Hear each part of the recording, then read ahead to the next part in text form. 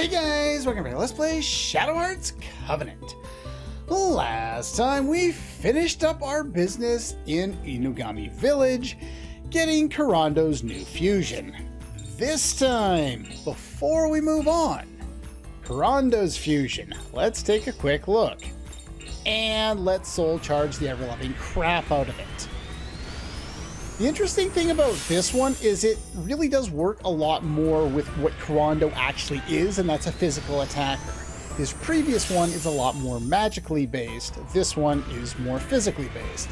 And because of that, it's a lot better of a fusion. However, it does take him until the final dungeon in order to obtain it, meaning it doesn't really help him as a character in terms of his usefulness in most boss fights. He also finally gets access to a buff. The buff is completely unique and no one else gets anything quite like it. And yet it's still not very good. I don't understand it. When they programmed this game, did they have something against Karando or something? I don't understand why he gets so little when it comes to combat. He should be better than he is. Anyway, let's take a quick look. We had access to this in our little test fight there against Ansaki. It's special damage, so it's not necessarily his best thing. Reduces one ally's non-class special damage by 1/4. We have plenty of buffs that target all party members that reduces special class damage by way more than 25%. I don't see why I would ever want to use this, but it's there, I guess? It seems completely useless at this stage in the game. This is bad in the first 10 hours of the game because we already have better. Shield does more than this, or well, I guess in this case it's Barrier, but Barrier does more than this. Why are we getting this at the end of the game? Finally, non-class physical damage 25 hits. It's not easy to hit, as you can see by all those steps. Not my favorite ability to try and perform, but it's pretty powerful when you can actually get it off, considering that massive amount of MP that it costs. As you can see by the stats compared to his previous one, it's a significant step up and uses more SP in the process. But it is by far his best fusion to use because it actually works with his own abilities instead of working counter to them. Speaking of which, this is why I didn't go over it in the previous episode where it kind of made more sense. We need to go over it here as well. How much? There we go. How much soul energy do I have left? Now, I did a bunch of this off screen and we learned most of the things. We didn't learn absolutely everything, and I'll kind of go over that a little bit here. I'm only going to reduce my soul energy down a little bit. I don't want to use all of it. And that is your final ability. So let's switch over to the wind-based one and get your final ability as well. I don't know if we'll be able to get everyone's, but we should be able to get pretty close. Gathering. Thanks, video game. You gave me access to that. Well, I guess technically I could have had access to that a lot earlier in the game, but still, it takes forever and a day. You have to level up someone who's very little use outside of one ability. And while it could be useful, it's more useful in normal battle, so I would much prefer having access to something like Gathering without having to fuse. But, okay. Resurrection on a light-based fusion, that makes sense. I already got everyone else kind of up there, so we're going to stop right there, and we've got everyone else to level 8 there. Let's go over some of the skill lists here for the higher level ones. We've seen some of these before. Restores SP to all allies. It's rare that something like that would come up, but it's nice having an ability to restore it to a lot of people all at once. The highest leveled attacks usually tend to be one hit, so they're not my favorite, but we just have basic stuff that you would expect most of the people to have. You know, actually has a decent amount of hits on the middle one, and an arc spell, a basic buff spell, and then whatever their final one is usually something associated with the element. In this case, it's a cure spell instead of an attacking spell. We already know all of your stuff because you're fantastic. But yeah, single targeting, usually either a line or a circle. Arc heal restores status, we've never needed that. And yeah, you have access to gathering. Like I said, it would have been nice in a different situation, but there it is. I did most of this off screen just because it would have been kind of tedious to go about doing every single part of it on screen. And there we go, last one. Now you can drain MP, though I'm not sure if that's ever really useful. Then again, I've never tried it against any of Garon's forms where he's immune to magic. I would suspect it doesn't work, but I'm not 100% sure. Seriously? Your last ability is something crappy like Delay, which I can put on my normal attack and actually deal damage. And delay the enemy. That's terrible. Alright, now back to fusions real quick. Take a look at the generalized stats that we're going to get. Here's a level 3 fusion, or a tier 3 fusion. Some decent stats. You can kind of see about where the numbers are going to be sitting. Let's go to the reason why Neo-Amon is going to be our fusion of choice upcoming. His stats are skyrocket compared to everyone else's on everything. I think he has the highest power stat, highest vitality stat, highest strength stat, highest agility stat, and I believe highest luck stat out of everyone else in like every other fusion that we have. And I believe you even have more intelligence than everyone else. Yeah, you have hand over fist, way more stats than anyone else in the game. And because of that, we're gonna need you. For the first time all game long, we are not relying on putting as much physical damage as possible on Yuri and going to town. We actually need defense this time around. Meteor Mask, Flare Brooch, surprisingly enough, we actually need it, and Shura's Earrings for some additional HP. Normally, I don't like things like this, but in this particular case, it takes us over that threshold where we don't have to heal every single round. So that's great. With that being said, I said it last time. Today, we return to the graveyard. When you go to the graveyard,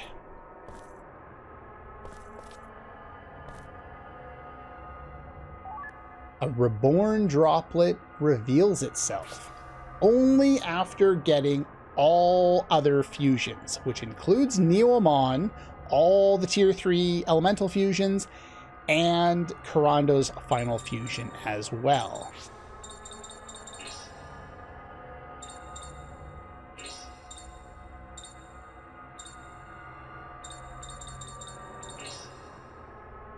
A person's soul, light as a feather, left behind in this world. Within the thin membrane gleams a deep blue that somehow seems to be trying to speak.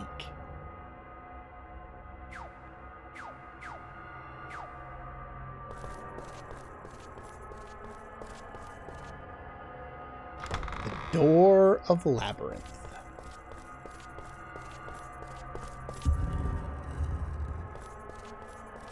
We made it through here in a cutscene once before.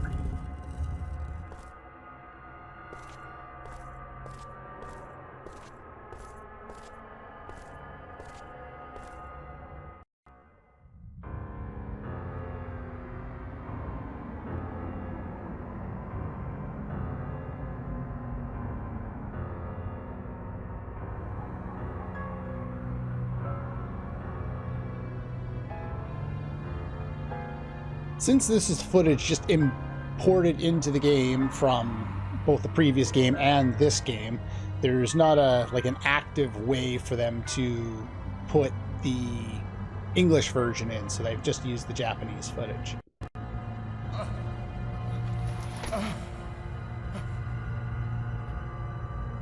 My memories, they're being sucked away.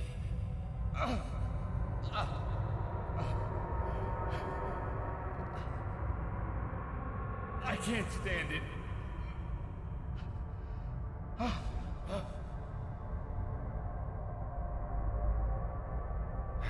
We've seen this before. That sunset. Do you remember now?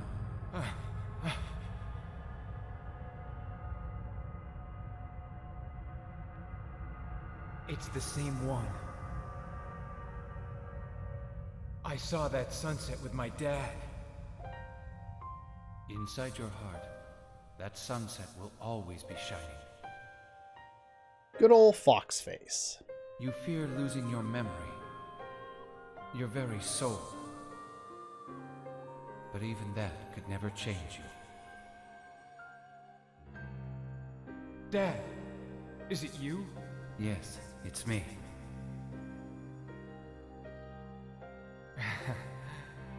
It's pretty funny. You do sort of look like me.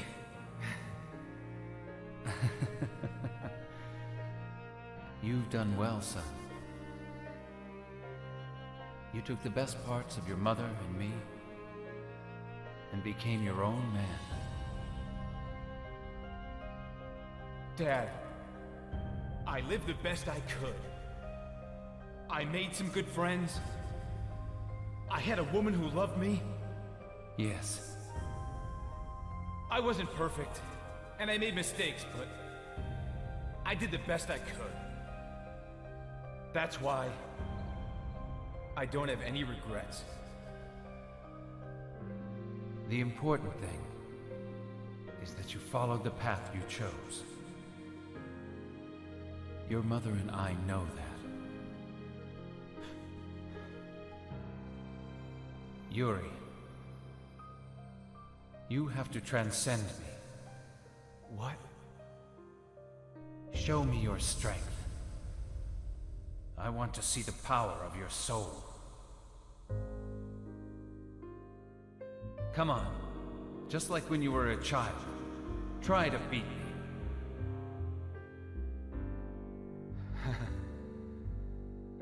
Here goes. But this time, there's no holding back.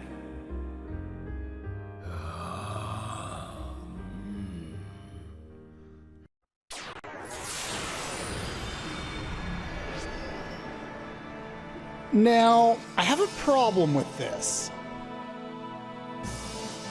We already had this moment in the previous game, and I understand that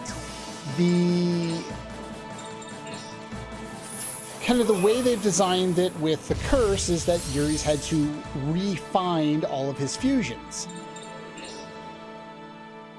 In this case, it seems kind of weird that he has to rediscover this one, since you pretty much have to at least have some level of control over it in the previous game in order for Yuri to survive at all.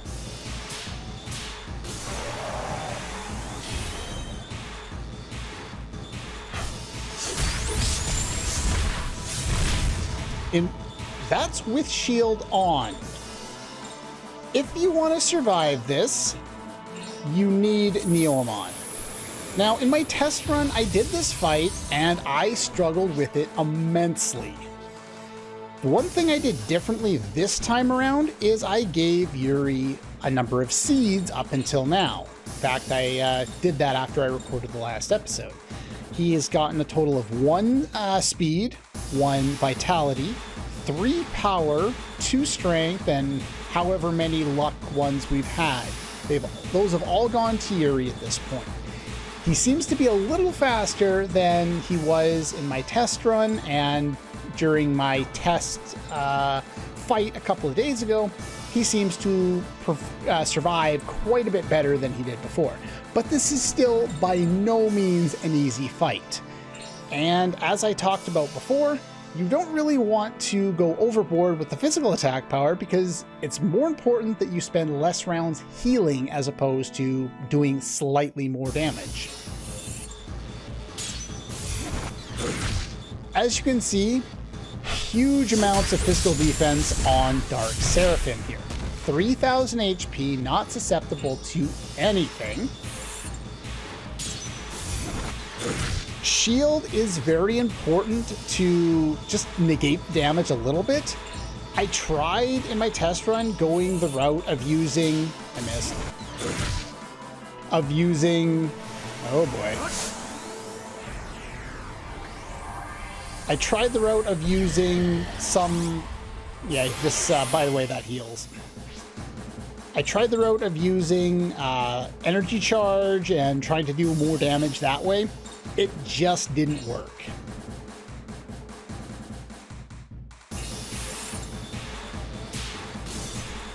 I wouldn't recommend coming in here without their extracts. You'd probably want a good half dozen of them, at least 10 to be safe. We're going to be here for a while.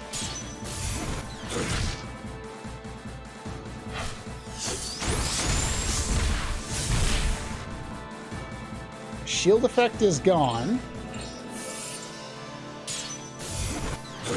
I'm going to show you what things are like if we don't have shield in effect.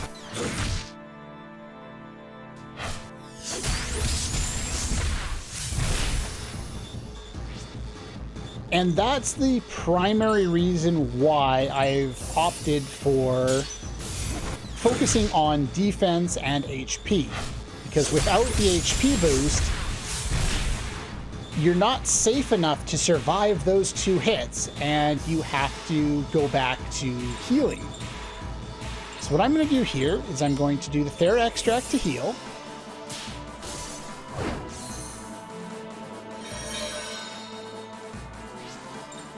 We're going to drop our fusion over here.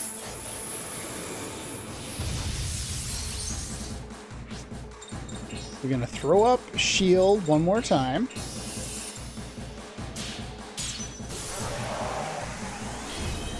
And basically start over.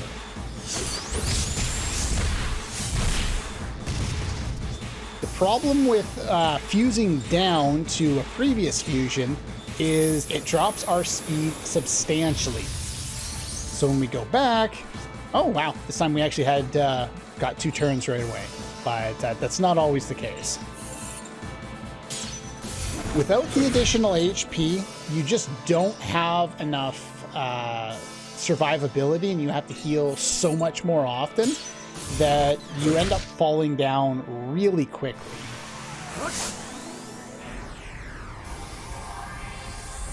Now, this is his magical attack for tomorrow. You'll recognize the naming scheme of some of these things from the previous game. Wow, 2 criticals. Look at that. Now that we've dropped their HP a little bit, for everyone, attack, defense, speed, evasion increased. And now that they have that, not only can they keep up with us a lot more, but they do more damage, they heal more damage than we can possibly push out. And on top of that, they will reestablish that buff every time they want to, basically. Pretty much as soon as it runs out, their next turn is going to be focused on doing that. So there's no point in trying to wait it out, it just won't happen.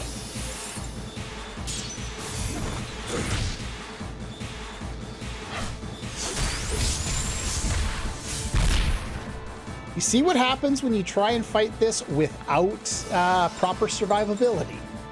Whenever a situation arises like this where you're basically dead on your next turn or back in the same position because you have to heal, well, in this case, the defense route is going to give us an extra turn, but basically all you need to do is defend, take the next hit,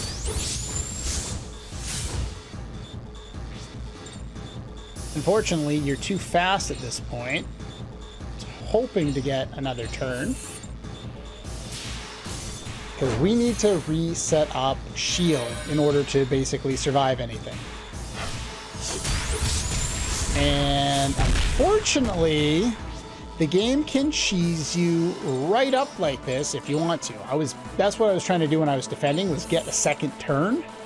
Because I need to use a Thera Extract to heal. Then I need to switch. And I need to reestablish shield. Otherwise, I'm healing every round because they're doing more damage than I can possibly keep up with. You'll also notice that I'm almost out of SP. That's gonna happen.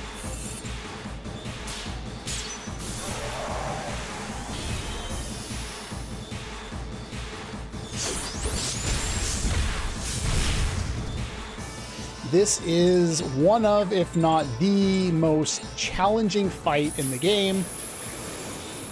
And the reason it's so challenging is because you don't have a lot of time to kind of stay alive.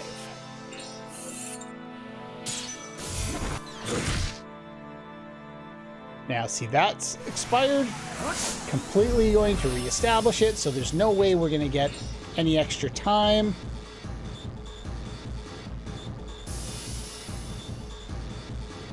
Question is if I do this and then they attack on their next turn and it's a healing attack, then I can't one-shot them going forward. So you know what I'm going to have to do here, just to play it safe, is we're going to have to go for the pure extract. I would rather not do it, but it's just because I had to do that extra blocking.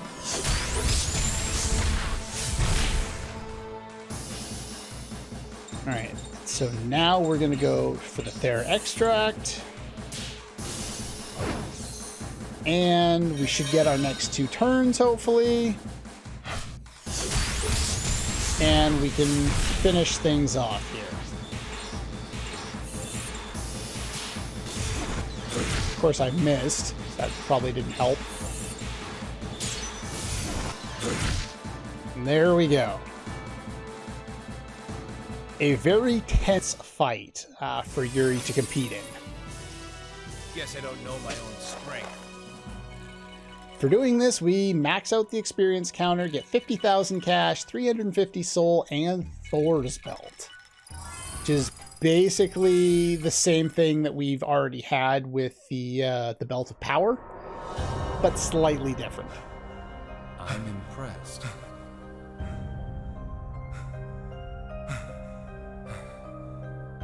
I have always loved you and Anne more than anything. I still do. I always will, son. Dad. A gift from your dad. Dad.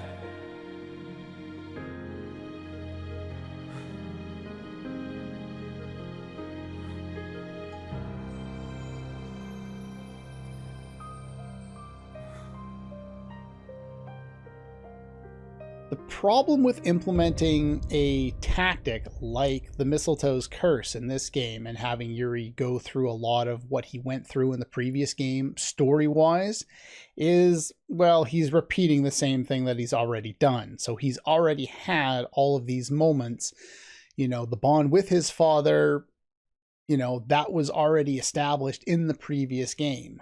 And it doesn't really make sense to do it again, but they had to in order to unlock further fusions because, well, they got cursed away. We get the Dark Seraphim Soul. Personal Yuri Fusion. At level 1, it's almost better than Neomon. It's that good.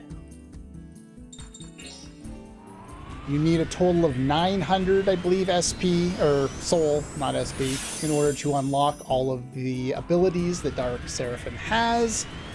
Oops. I let go of the button. No!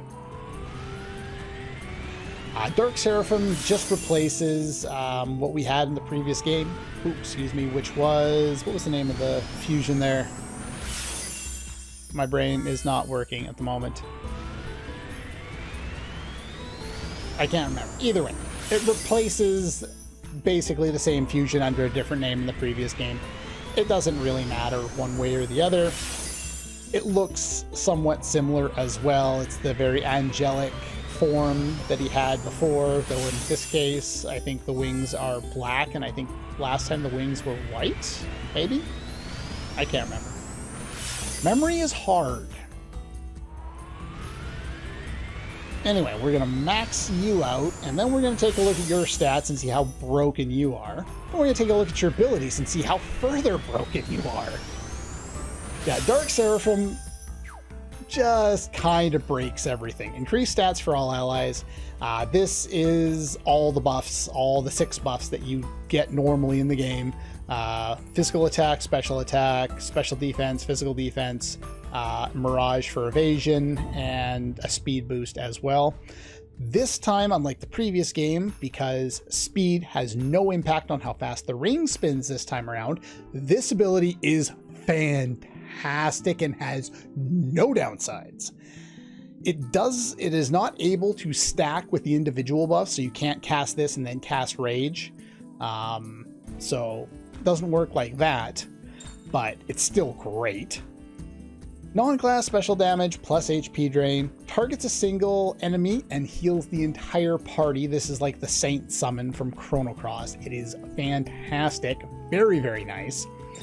For the child, hits all enemies with 30 hits. This is basically broken beyond all compare if the other two weren't already broken.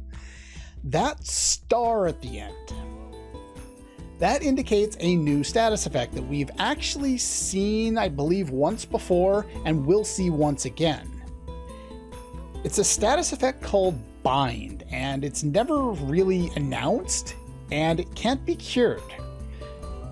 An enemy or an ally inflicted with the Bind status will obtain hits, and the hits will continue to combo up even if the enemies or the allies that are attacking are not in a combo.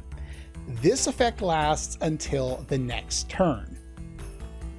It's more damaging for the enemy if we can't get a combo going. It basically allows us to combo without comboing. The only downside is because the enemy will recover from this on their next turn, and chances are at the end of a 4-person combo, you already would have got, you wouldn't have the enemy would have got their turn then and the combo would have ended anyway. So it's not like it extends a combo typically beyond 4 turns, but in the odd case that you happen to, be really fast compared to the enemy that you're fighting, you could at least get some benefit out of this and you wouldn't have to set everyone up to combo. You could just have everyone attack without bothering to combo. So it's kind of useful, kind of not. It's not absolutely amazing or anything like that, but 30 hits to all enemies, very, very nice. Let's take a quick look at your stats. Yeah.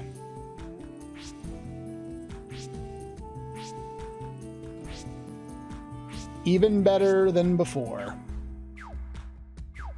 Yeah, Neomon has basically been replaced at this point because nothing that Neomon could do can match what we're able to do with Dark Seraphim.